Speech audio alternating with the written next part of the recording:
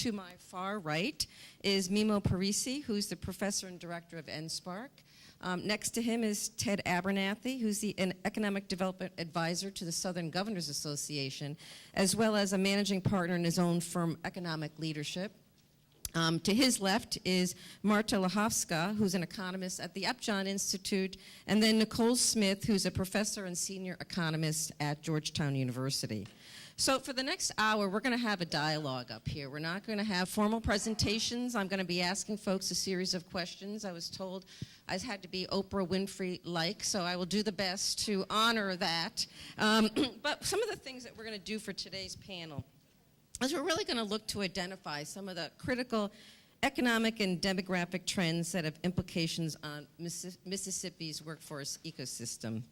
We're really going to try to highlight anticipated shifts in the workforce of the future. What skills will future workers need, and what skills will they, and why, and in what areas? Other factors that may be affecting skill development, such as culture or gender or region. And we're going to really try to suggest what types of models and partnerships may be needed to strengthen and address some of these issues. So what I'm going to do is, first I thought I would ask everybody a general question, because time is a little tight. I'm going to start off with Ted. Do you have a microphone? Okay. So Ted, in your work with the Southern Growth Policies Board, you've taken into consideration a lot of the issues that are common and unique to the southeastern states. And in the workforce area, what do you see as the key challenges and opportunities for these states? Well, I get criticized every now and then. Good morning, everybody, by the way. I got in at midnight last night, so I need a little good morningness from people. But, I've been telling people for a long time. I started my career in workforce 35 years ago, and I tell everybody that moving into economic development, that the only thing in the economic development field that hasn't changed in 35 years are the questions that workforce development conferences bring up when you go sit on their panels. So I think there are trends around workforce that are changing it more than anything else. I think that the change in labor markets and what constitutes jobs and careers have impacted workforce dramatically. I think the complexity of the economy has impacted workforce. We don't all sort of work in the same place for the same group with the same companies. And a little bit like the governor, I grew up on a farm. All four of my grandparents were textile workers. If I had wanted to farm, I would have learned from my grandfather. If I'd have gone to J.P. Stevens to work, I would have gotten training on the looms from the person there. But running my own business, I get workforce from lots of different places. I think the rising talent bar has changed everything. When I went into out of college into the workplace, 17% of people had a BA. By the time my daughter graduated college, it was over 30%. So in one generation, the bar about doubled. The globalization of getting work, digitization of information, all of those big changes have changed the whole world around workforce. And so what we're trying to do today is deal with a workforce system that forever, from its creation, was designed as a supply side solution. How do we help people out of poverty? How do we find people skills they need? And today, the transition I see in the South is that it is becoming more and more, from our elected officials and others, a demand side problem. How can we find workers for our businesses so we can remain competitive? And I think that shift alone is really on the forefront in the South. Most Southern governors are thinking about it that way. And most Southern governors are also thinking about return on investment. And we're doing a series of projects, Kathy, where how do you measure return on investment for workforce programs that run the gamut from voc rehab to resume writing? And what's the return, what's the outcome on investment? But all of those are beginning to wash over the South, and you're seeing South has traditionally been the place that people look to for the best workforce solutions. More and more in recent years, those solutions have been, how do we go outside of our current system and create something new for the demand side? What do businesses need? How do we create something brand new, using some of y'all in the room to meet that goal? And you've done that in Mississippi. You've created whole new programs just to create just to meet the demand, and I think that's the real issue. Well, let me ask you something about, you talked about the supply and demand side perspectives. What do you think's going on in Mississippi with the nexus between that supply side and demand side? I think it's starting to shift. Let me ask in the room, don't press the buttons, raise your hands. I'm sorry, I'm not there. I'm not there yet this morning. How many of you see your clients as the people who want a job or the people who are unemployed or in poverty? Now, 10 years ago, if I'd asked that question, or if I'd go ask it in the Northeast right now, the room would be a lot more hands. How many of you see your client as being the business economy and trying to meet their needs to be able to grow and prosper in Mississippi? That's the difference. Well, let me turn to Marta. You've done some research at the Upjohn Institute on labor force participation. And what are some of your findings that you've seen from your report? We've documented the historical trends in labor force participation between Mississippi and other southern states. And what we observe is that there is a gap, and it's historically long-standing. So between the 70s and 90s, Mississippi was broadly following a national trend with rising labor force participation. Now, sometime in the mid-90s, something's changed, and the trend started going down. However, always comparing Mississippi to other southern states, we observe that labor force participation rate is 3 to 5 percentage points lower. Labor force participation rate is usually a metric of indicating the willingness of people to supply labor to work. When we turn to the other side, and here the labor demand side was mentioned, we also observe that Mississippi is different. So when you look at the employment to population ratio, we also observe that it is lower than in Mississippi than in other southern states, which indicates that it's both, historically, it's both a labor supply and a labor demand problem. This suggests that the labor market in Mississippi is somewhat less prosperous than that in the other southern states. And we wanted to find out, well, when we dig deeper into the data, what factors could explain this? So we focused mainly on labor force participation, and we looked at 5 different groups. We looked by gender, by age groups, and also by marital status. And there were 5 key differences we observed which distinguish Mississippi from other southern states. The first one was that Mississippi is more rural than the rest of the South. And it's strikingly more rural. And when you look at rural areas, the labor markets there are usually less well developed. So when you have a state like Mississippi where a lot of people work in non-metropolitan areas, and that mechanically just contributes to the fact that the labor force participation rate is lower. A second factor, which was very noticeable, was differences in educational attainment. Mississippi has more high school dropouts and fewer college graduates. So that's another factor. Traditionally, a third factor is that traditionally African Americans have a lower labor force participation rate, and Mississippi has a higher fraction of African American residents. And a fourth and a fifth point, in some way all these factors are interrelated, but Mississippi tends to have, the residents of Mississippi tend to rely more on government transfers than residents in other southern states.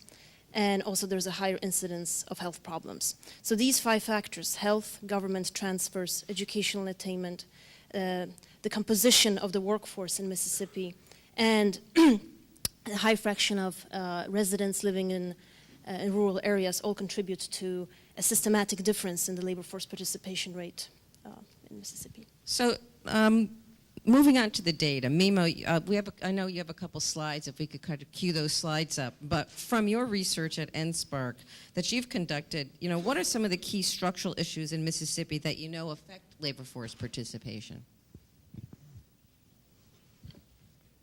What does the data show us, I guess? You're the data guy also. Well, actually, a couple of things I would like to say. Yes, all these things we talked about are true, but there has also been a paradigmatic shift over the last 10 years that I've been involved in this kind of problems. Number one, the state has taken a different approach as far as reaching out to people that needs assistance when they look for a job.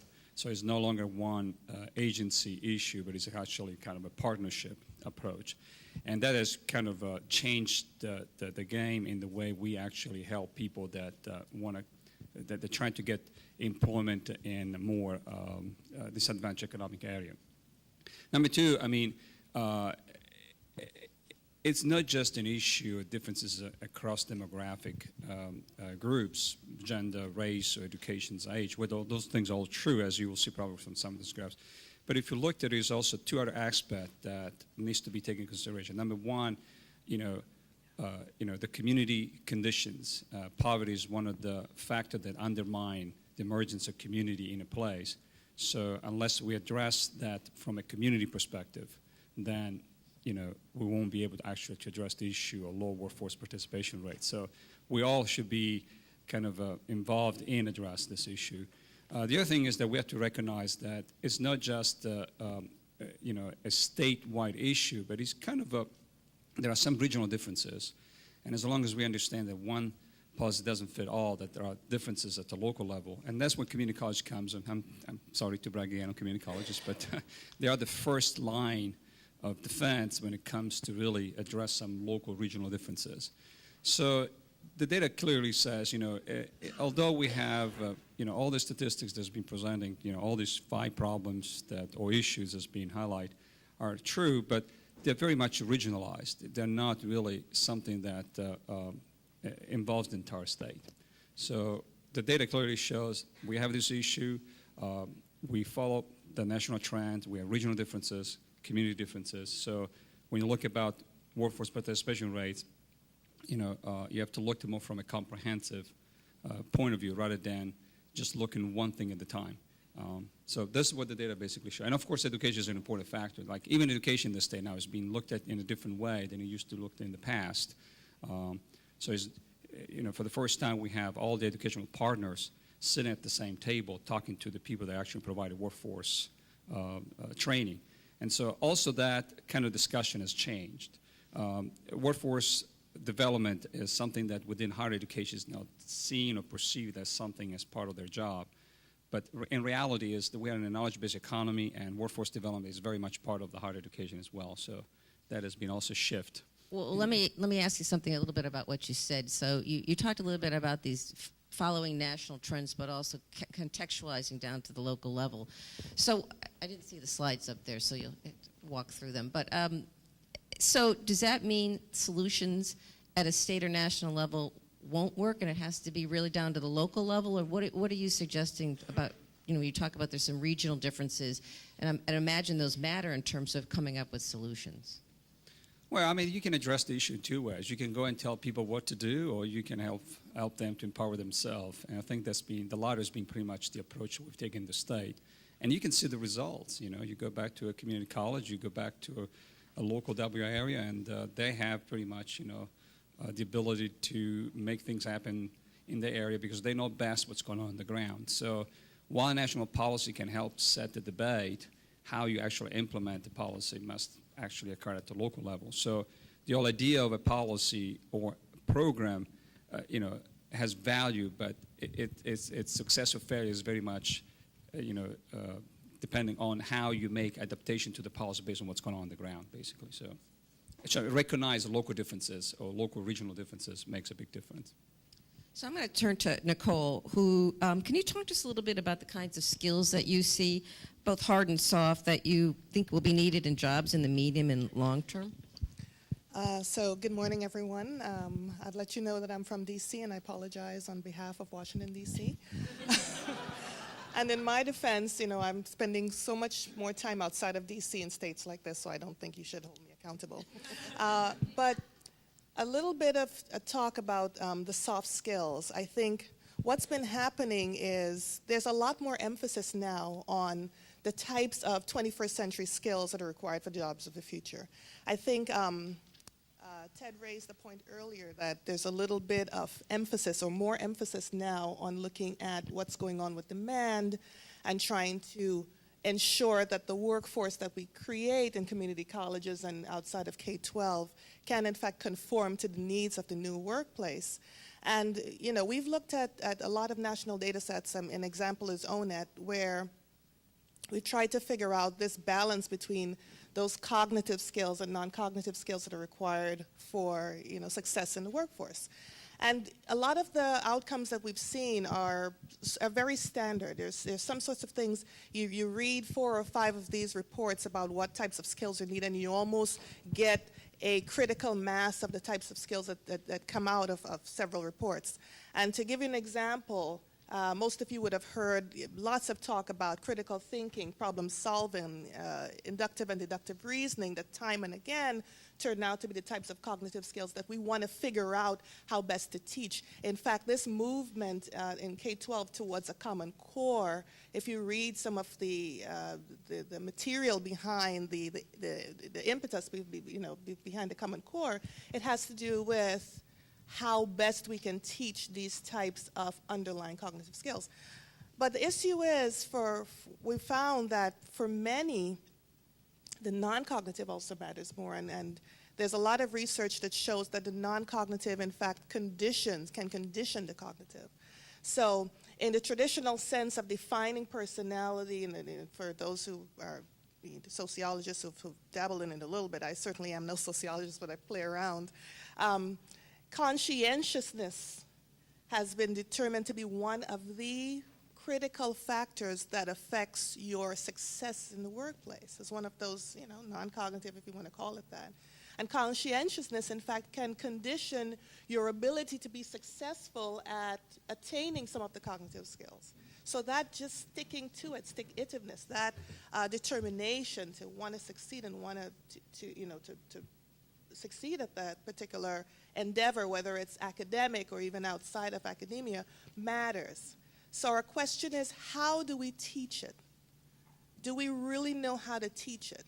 And there's a lot of talk about curriculum development, and again, I apologize, I'm no expert in this, but there's a lot of talk about, Algebra 2, and it's going to teach you these types of skills. It's going to teach you to stick to it. It's going to teach you critical thinking. I am just not certain that that type of approach is, in fact, the solution to trying to figure out how best to train our workforce for these types of skills. In fact, when you connect high-level math to jobs, and we've actually done that looking at ACS data, and we've gone from an occupational basis to try to figure out what are the jobs of the future, what types of skills are required. We find that high math skills seem to be required in only 8 or 9% of jobs once you get to that point. And in fact, what really matters is a type of, in the IBM world, a type of T student who is able to maneuver across different types of disciplines, a type of student that has the ability to speak, different languages per se, that you can connect across different types of skills required, but also be deep in your own personal, objective or whatever you're suited to do. So the challenge here, I think, is to figure out how best to teach it. We know for a fact that returns on investment seem to be highest early on in life. So there's a lot of talk about early childhood development and investment in early childhood education. And we know that there's a downward relationship between returns to investment and how much you invest depending on the age of the student. So there should be a lot of emphasis on that. And if we want to really create this type of worker that's able to survive for this new multidimensional type environment that's required for the 21st century, then we have to really pay attention a lot earlier.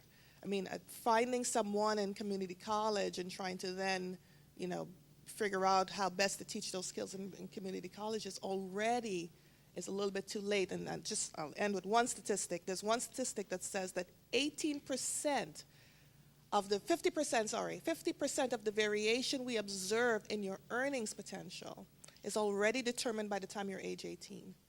So 50% of the variation you observe in your earnings potential is determined by the time you're 18. Well, see, now I got to ask you a little bit more provocative question, which is, I mean, I think a lot of people feel, and I've seen this in the field, it's a given we need to capture the younger populations, and the issues you talk about are extremely complex, because it's not just about teaching welding. It's about these much more complex cognitive, non-cognitive. But what about the adult learner? We do know that the labor force, it's much older than it's been. We've got all these folks out of work, and older workers, while they're not losing their jobs in the same numbers as younger workers, they are out of work much longer. We know that for a fact. So what about the adult learner at this point? Are they a lost cause? Should we write them off? Are they really out of luck?